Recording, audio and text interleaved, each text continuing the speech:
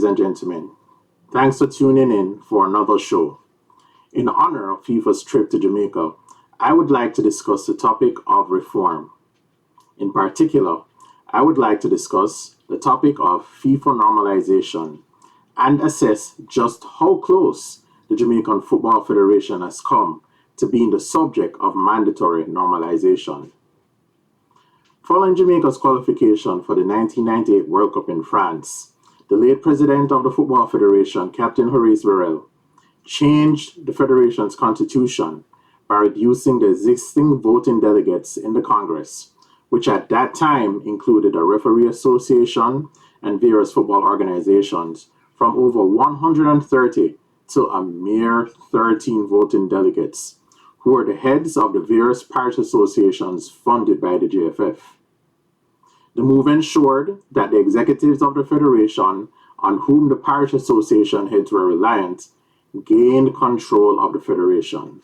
Since that time, the candidate promising to give the parish association heads more money with as little strings as possible have easily secured the presidency of the federation. After all, with such few votes, it became virtually impossible to unseat the status quo candidate. As a result, with little to no reason to innovate and improve, the executives of the federation appear to do just the mere minimum, oftentimes appearing to act out of self-interest, and at other times acting only when public pressure or regulatory compliance demand that they do so. Thus, despite reaching the finals of the Gold Cup in 2017 and the women qualifying for the 2018 World Cup, many onlookers believe that Jamaica has underperformed due to mismanagement, conflicts of interest, and self-dealing. This is best exemplified by the successive failures of the senior men's national team to return to the World Cup after their 1998 qualification, and more recently, both the senior men and women's teams have had public disputes with the federation over player fees, reimbursement of expenses, and the details of their new contracts. Equally galling has been the issue of Jamaica's professional club system, the Jamaican Premier League. The undemocratic changes to the federation's bylaws also filtered down into the league. The administration of the league was conducted by two entities: the Premier League Club Association, which was responsible for marketing the league and securing league-wide sponsorship, and the Professional Football Association, the PFAJ, made up of 4 members of the federation and 3 club representatives. This institution was responsible for running the league and spending the monies raised by the PLCA.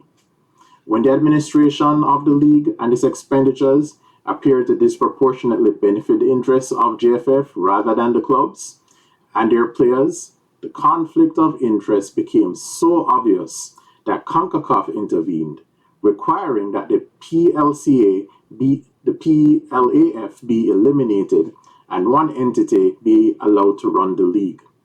The issue reached a crescendo when former Prime Minister Edward Seaga, who served as chairman of the PLCA, lamented that while the PFAJ has to fund the entire organization, the PFAJ is a drain on our accounts when we could be doing more for our clubs. They really do not serve a purpose, he said.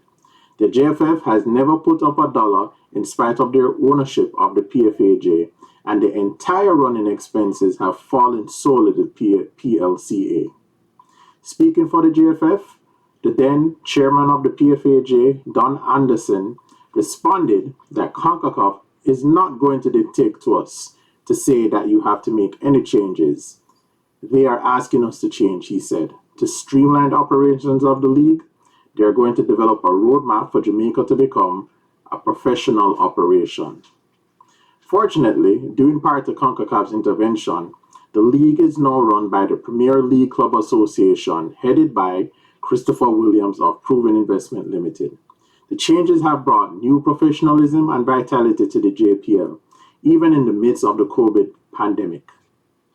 It may also be argued that concentration of power and the lack of accountability flowing from it has also impacted the conduct of the Federation's personnel. Take, for instance, the recent January 12, 2022 judgment by the Jamaican Supreme Court against current President Michael Ricketts. Having determined that Ricketts failed to answer a claim of defamation made against him by one of his opponents in the campaign to become president of the JFF, the court found him liable to the tune of 9 million Jamaican dollars. In doing so, the court noted that Ricketts did not dispute that he stated on public radio while campaigning for his current post that his campaign opponent should be disqualified because of his alleged sexual orientation and improper preference for young male players.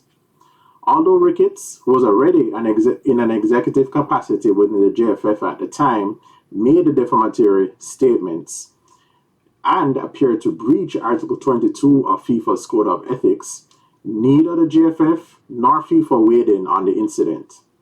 Another high-profile member of the JFF, Rudolph Speed, has also come under fire for the alleged conflict of interest created by his role as chairman of the technical committee and majority shareholder of the Cavalier Football Club. On September 23, 2020, CONCACAF sent a letter to the JFF demanding that Speed resign his chairmanship.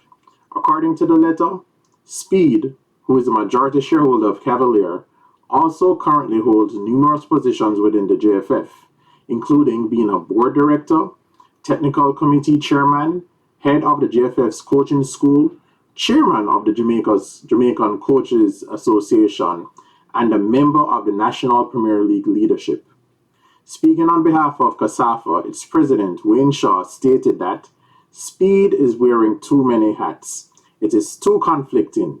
You deal with everything that comes into the federation, so who will you look out for first? Your club. We are all human, and that is human nature. No matter how much integrity you have, you will always look out for your own first. So it's conflicting, Shaw said. Defending himself against these allegations, Speed replied that the things said about him were untrue. He says, I am not head of the coaching school.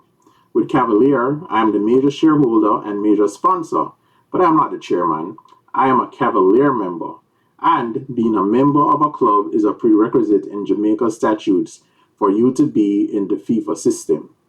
Speed added that, as technical committee chairman, all I do is make recommendations. Then it goes to the board before it comes into effect. Wayne Shaw, he says, sits in the board meeting, as does representatives from every parish. So according to Speed, I can't make any rules. I help my committee make recommendations, and there are 7 of us on the committee. Speed further asserts that the allegations against him are indeed allegations against the entire executive of the JFF. He insisted that we are trying to modernize Jamaica's football to keep it in line with modern trends. The JFF is on a progressive path, and I'm a part of it, said Speed. But what CONCACAF is doing is a low blow against what the JFF is doing, he lamented.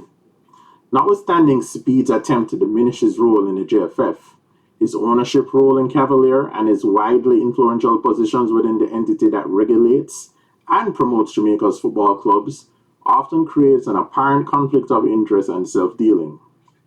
Notably, Speed has never mentioned JFF's utilization of a conflict of interest policy, or whether any of his alleged conflicts have been tested or cleared by the Federation. With regard to the JFF's management of the Federation's financial assets, my own research reveals that the JFF is not the registered owner of either the Reggae Boys or Reggae Girls trademark or logo. A review of the trademark through the United States Patent and Trademarks Office website reveals that both marks are privately owned by entities outside of Jamaica. The registered owner of the Reggae Girls trademark is a Florida-based entity called the Reggae Girls Foundation, and the Reggae Boys trademark is owned by a Belgium-based corporation called Business to Sports. Indeed, in the case of the Reggae Boys trademark, Business to Sports has registered itself as the owner of the trademark in the EU and the United States, thereby accumulating worldwide recognition of its ownership interest in the Reggae Boys trademark. Attempts to contact these entities have gone unanswered. Therefore, while the entities may be working with the JFF or members of the executive. Certainly, best practice requires public disclosure of such relationships and the income generated on behalf of the federation. Considering that jerseys worn by the men and women's senior team bear the trademarks, one wonders whether these entities were also parties to the Umbro kit deals, which collectively netted more than $60 million. What about possible back-end income derived from such deals? In the midst of constant pleas for financial help, the JFF should welcome the opportunity to account for such income. FIFA's own statutes require that such an accounting be made and publicly audited. Curiously, neither the men nor women's teams were outfitted with jerseys bearing their names, and in the case of the women's team, the girls complained that they were often made to wear old, worn jerseys. One should note that both teams are outfitted with globally recognizable players such as Leon Bailey and Bunny Shaw. As such, the failure to give them specific recognizable jerseys with a particular number is a marketing blunder of the highest order. The magnitude of such a failure is so great that observers are left to speculate that the JFF is reluctant to cut players in on the potential profit from such a move, or whether alternate contractual arrangements have been made which the JFF or its executives find more profitable. Following a FIFA audit in 2020 and mounting criticisms over the poor managerial performance of the federation, the JFF president claimed that governance changes, including bylaw reform, which is still on the way, were being voluntarily undertaken. Michael Rixick stated in an interview with Radio Jamaica News, he said, there were a number of persons who were asking from corporate Jamaica and from different arenas for us to look into the issue of statutory reform. According to Ricketts, he said, I thought that there was some credence to the concerns. The truth, he confessed, is that the Congress consists of 13 persons. But he says there are a number of stakeholders who ought to have a say, and it was based on them that we wrote to FIFA on March 9, 2018, and the CONCACAF and asked for some help. On January 18, 2021, Sportsmax published a story confirming that the JFF's bylaws, specifically the issue of the members and number of voting delegates who could vote in the JFF's Congress, was still under the process of review and reform. The president, speaking at an event, admitted that FIFA has sent reform proposals that were being examined by a task force that was established by the JFF Board of Directors.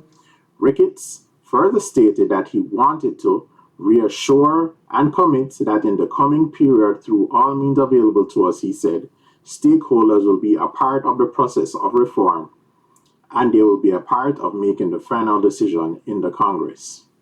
However, further research into the issue of the origins of JFF's moves to reform its bylaws raises serious questions. One story by Radio Jamaica News, dated Saturday, February 13, 2021, contradicts the president's assertion that the ongoing reforms were voluntary. The story states that the changes to the JFF Constitution started well before 2020, and that a draft of a proposed reform bylaw had been sent to FIFA as early as 2019. The article notes the following proposed changes by the JFF: increasing the voting Congress to 60 members. To achieve that number, the JFF proposed that the existing 13 parish associations would get 2 votes instead of 1, giving them 26 votes.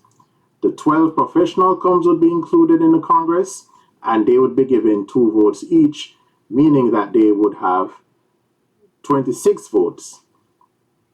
And there will be 1 vote each for Referees Association, the Coaches Association, the Players Association, the Women's Football Association, ISA, GISA, and Intercol.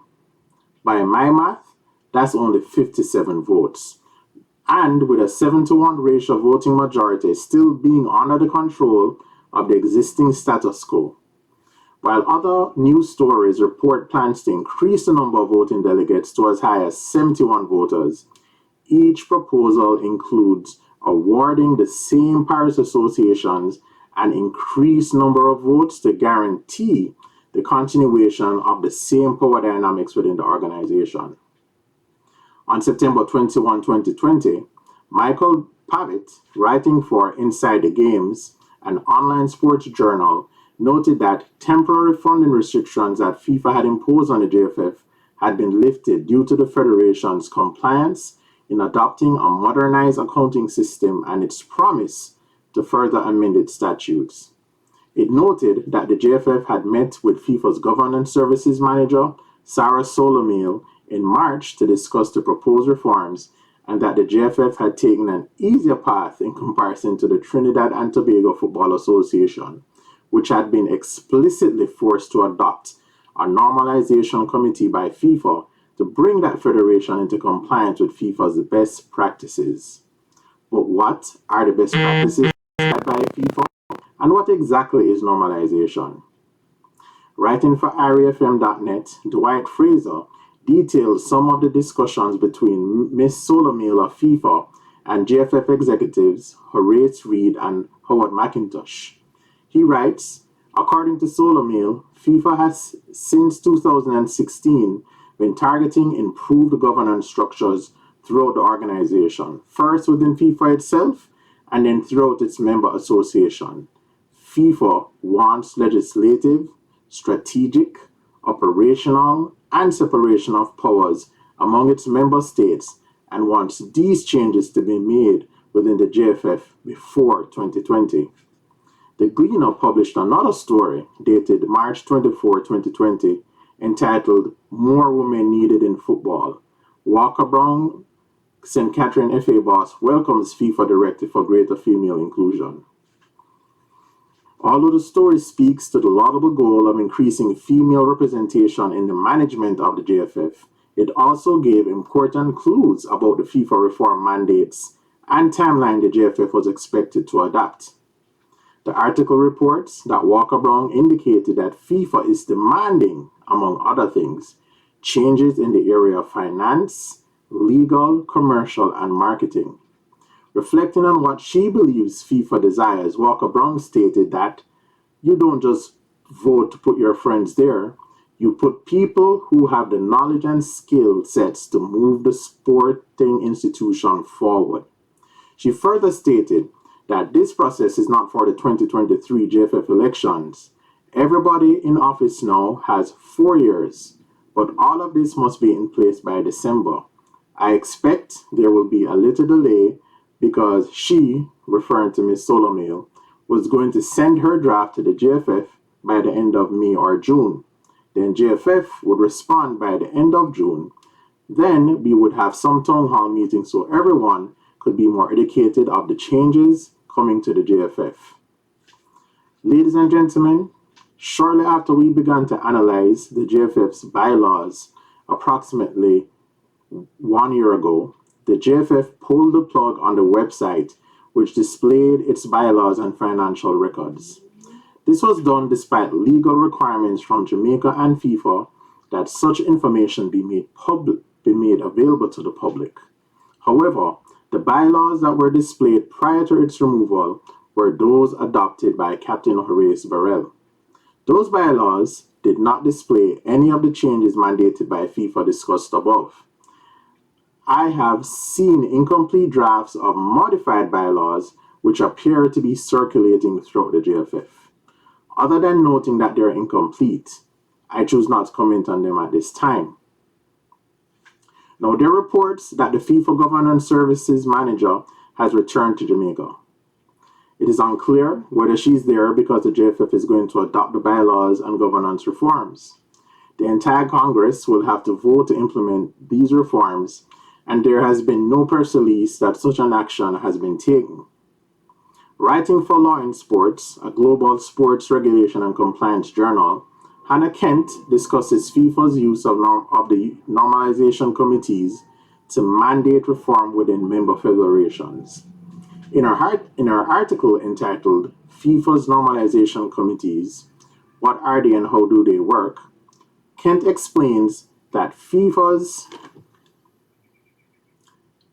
statutes gives it the power to intervene in federations and mandate that they form internal committees within member federations to implement the changes desired by FIFA.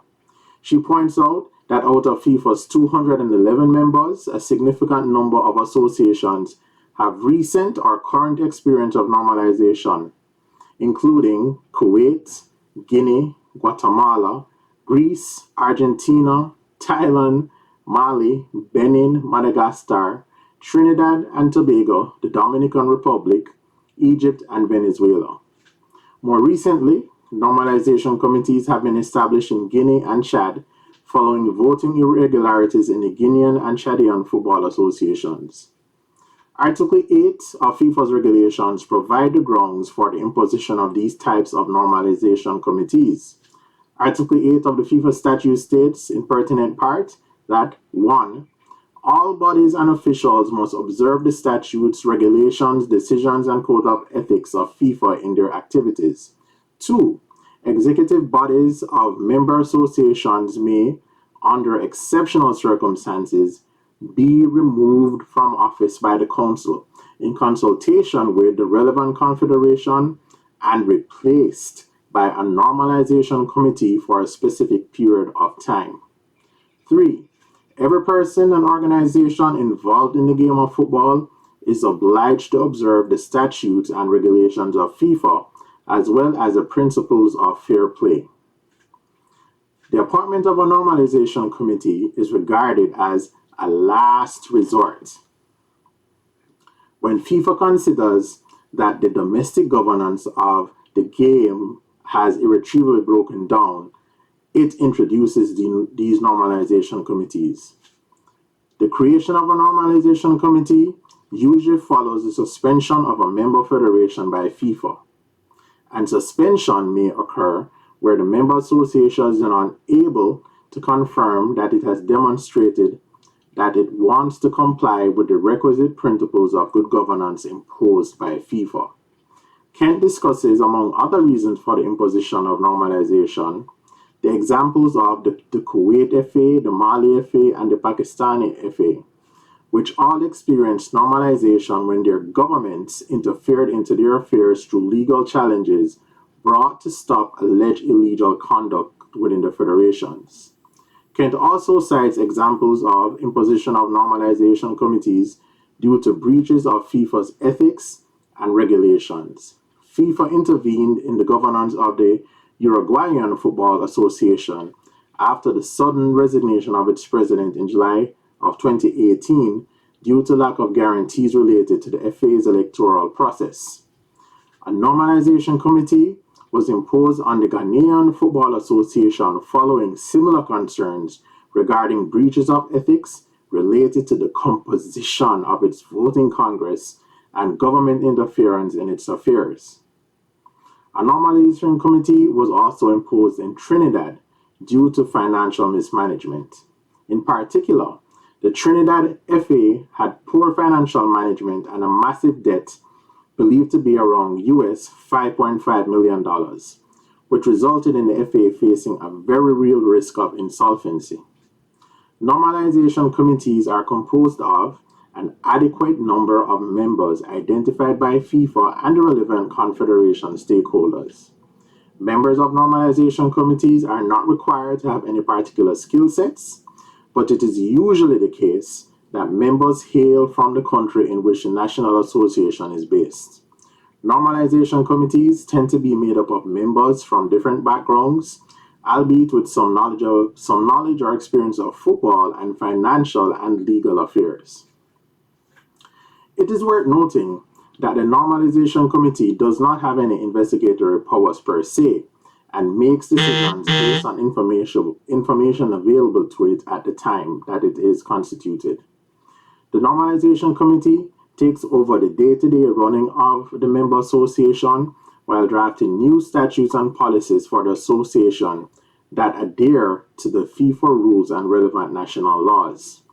The new statutes imposed must, at a minimum, contain provisions relating to neutrality in politics and religion, prohibition against discrimination, and independence from judicial interference. And also, it must also include rules showing that the federation will respect the laws of the game. The Normalization Committee remains in place for a specified period of time and will disband when all the required tasks are complete. FIFA has the discretion to extend the relevant period of time for as long as it is required for the changes to be made. While normalization committees can achieve FIFA's desired outcome, there are notable examples which may open the process up to criticism for being largely ineffective and for preserving the status quo rather than revitalizing the situation. Now, ladies and gentlemen, based on the evidence discussed above, the JFF has definitely been on FIFA's radar as a target for normalization. Reforms have been mandated and funds have been withheld pending the JFF's embrace of reform.